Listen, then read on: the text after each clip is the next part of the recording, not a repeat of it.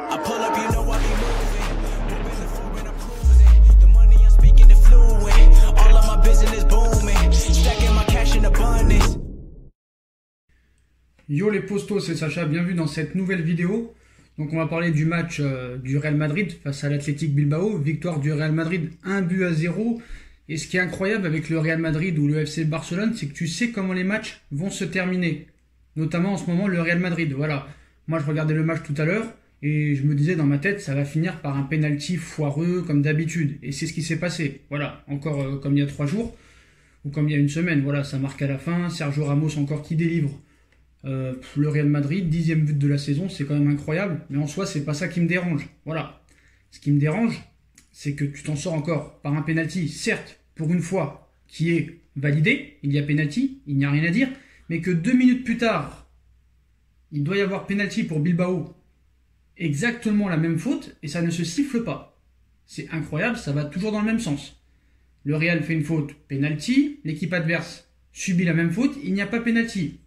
En soi, maintenant, ça ne dérange plus les autres clubs, à part le Barça, bien évidemment.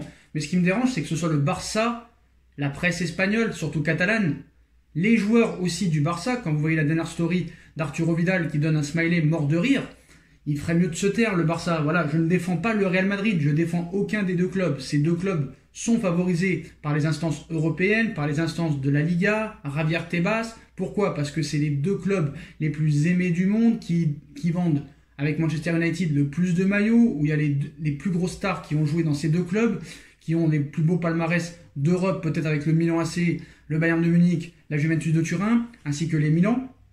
Mais voilà, en soi, c'est... Le péno, il est mérité, il n'y a pas de souci pour une fois, mais on oublie celui pour l'Atlético. Voilà, quand tu joues à 12 contre 11, oui, vous avez bien compris, 12 contre 11, plus l'arbitrage, c'est toujours plus facile. Voilà, pourquoi jouer autant les proclamer champions tout de suite. Voilà, autant les proclamer champions tout de suite, c'est pas un problème. Donc voilà, le Barça et le Real sont avantagés depuis très longtemps maintenant en Liga, mais le Real, là, ça commence à devenir gros cette saison. Mais j'ai envie de te dire, chacun son tour. Voilà, chacun son tour. Le penalty, le péno n'existe pas.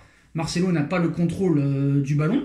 Voilà, Garcia veut faire une protection de balle et il tape Marcelo, mais il ne le touche pas. Marcelo ne fait rien de l'action, surtout que Ramos fait une faute presque similaire 5 minutes après. Donc voilà, c'est un peu le serpent qui se mord la queue. Donc autant habituellement le Barça et le Real sont grandement avantagés, surtout depuis la reprise. Et le Real depuis la reprise est 1000 fois plus avantagé, c'est vrai, que le Barça. Mais bon, le Barça a été favorisé en Liga notamment pendant tellement des années que voilà, on s'en fout maintenant. À l'heure actuelle, on s'en fout que le Real ou le Barça soient avantagés.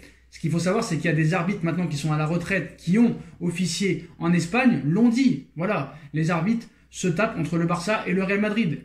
Et à part l'Atlético en 2014, qui a réussi à gagner le titre, et Valence en 2003-2004, on sait très bien qu'il y a 99% de chances que tous les ans ce soit le Barça ou le Real. Sauf problème, c'est que ces deux clubs-là sont aussi avantagés par l'UEFA, en plus de la Liga et de Javier Tebas. Donc Javier Tebas, qui favorise le Barça et le Real Madrid, en soi, voilà, c'est son championnat, il faut qu'il valorise son championnat. C'est sûr que ça ne l'arrange pas que ce soit l'Atlético ou Valence ou Séville qui soit champion.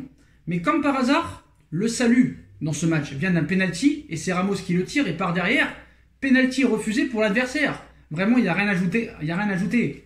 C'est un championnat de mafieux qui est dirigé par un mafieux. Donc voilà, donc moi...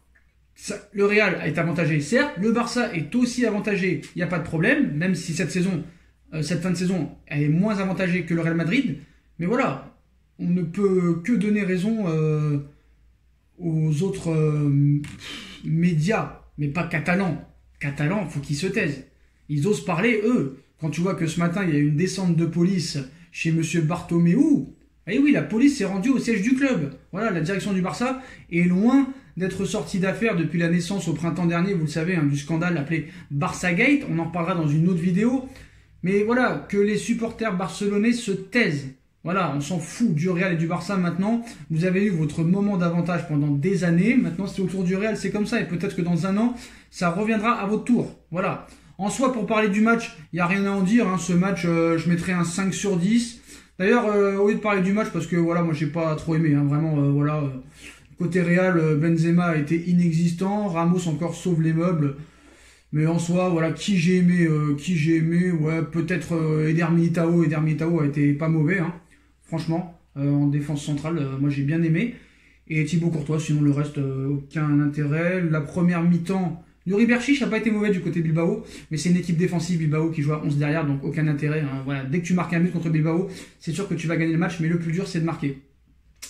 Mais voilà, donc sur le match, première mi-temps assez plaisante. Le Real Madrid quand même a eu les meilleures occasions, même si Courtois a dû s'employer 2 fois dans des actions un peu dangereuses du côté Bilbao, mais en soi, il n'y a pas à noter grand-chose dans ce match. Voilà, pas grand-chose. Après, je voulais réagir parce que Zidane et Sergio Ramos ont réagi par rapport à l'avantage, hein, la nouvelle polémique arbitrale de ce penalty aujourd'hui. Donc, les joueurs basques sont eux aussi montés au créneau, à l'image d'Inaki Williams sur les réseaux sociaux ou d'Iker Munian en interview d'après-match où il cite « C'est vrai que je n'ai pas revu le penalty en direct, j'ai eu l'impression qu'il n'y avait rien. Quelques minutes après, Raúl Garcia se fait marcher dessus et l'arbitre n'est même pas allé voir les images. On a vu la tendance de ces dernières journées en faveur de quelle équipe ces décisions sont bénéfiques. C'est toujours pareil, que chacun tire ses conclusions. » Voilà. Et ça fait des années que ça dure, donc Inaki Williams, il faut qu'il se réveille aussi un petit peu à lancer le meneur de jeu.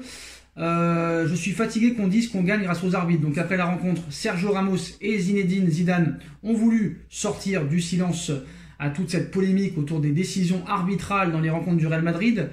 Il cite « La Liga, on ne va pas la gagner grâce à l'arbitrage. » Ça, c'est à mourir de rire. Et aucune équipe ne va la perdre à cause de l'arbitrage, bien sûr.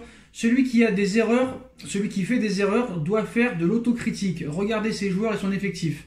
Les arbitres sont là pour aider. Des fois, ils prennent les bonnes décisions, d'autres fois, non. Je ne crois pas qu'ils fassent les choses par défaut, a-t-il expliqué en voyant un petit message à destination de Barcelone, bien sûr.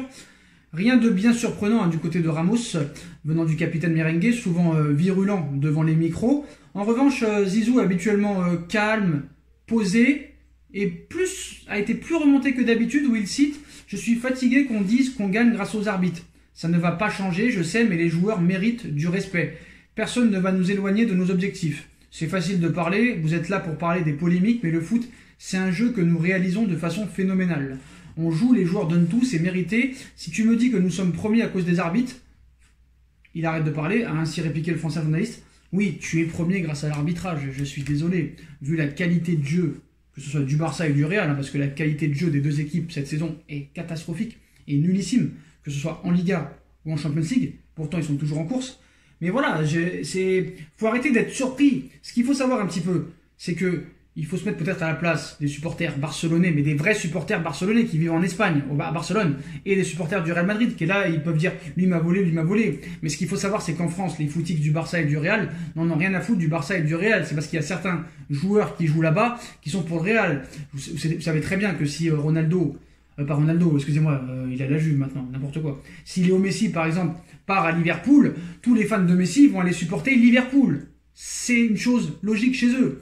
Pareil pour le Real Madrid, si Benzema va à l'Inter avec Eden Hazard, tout le monde va supporter l'Inter. Ces footix-là, c'est ça leur intérêt. Ils savent pas ce qui se passe à côté d'un club. Demandez aux footix français qui sont pour le Barça et le Real de nous parler du Barça Gate et de la descente de police qu'il y a eu ce matin. Ils pourront pas vous en dire un mot. Il y a des grands youtubeurs qui font des vidéos très intéressantes sur le sujet.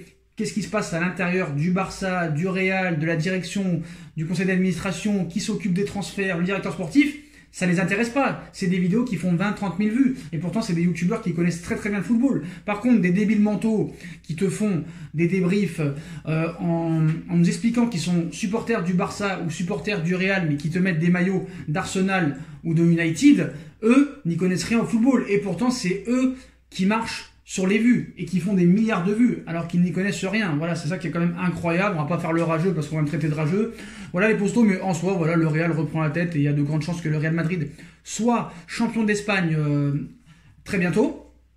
Et on va voir le Barça ce qu'ils vont faire ce soir et s'il y aura des erreurs d'arbitrage aussi, mais voilà, donc on verra bien ce qui se passe. Voilà les postos, donc dites-moi en commentaire ce que vous avez pensé de ce match, des décisions arbitrales. Pourquoi il y a toujours faute sur le Real, ça siffle penalty, mais quand il y a la même faute 2 minutes après, ça ne siffle pas penalty, mais en plus de ça, on ne va même pas vérifier la VAR. C'est quand même assez incroyable, mais ça ne changera pas. Barça, Real, c'est tous les ans la même chose. Donc on n'avance pas et on ne fait pas monter le schmilblick. Voilà les postos. Donc voilà, et sur le match, il n'y a pas grand chose à dire. Je vous ai dit, un match assez très moyen pour moi. Donc voilà les postos, dites-moi en commentaire ce que vous en pensez. Puis je compte sur vous pour bombarder la barre de like. On like, on partage, on commente, on s'abonne. On active la petite cloche pour être tenu au courant des vidéos mercato qui sortent. On me rejoint sur mes différents réseaux sociaux ainsi que sur Utip. Et sur ma deuxième chaîne YouTube No Feeling, les postos. Voilà, je vous souhaite à tous une bonne continuation. Prenez soin de vous et à très vite pour une nouvelle vidéo les postos. Tchuss.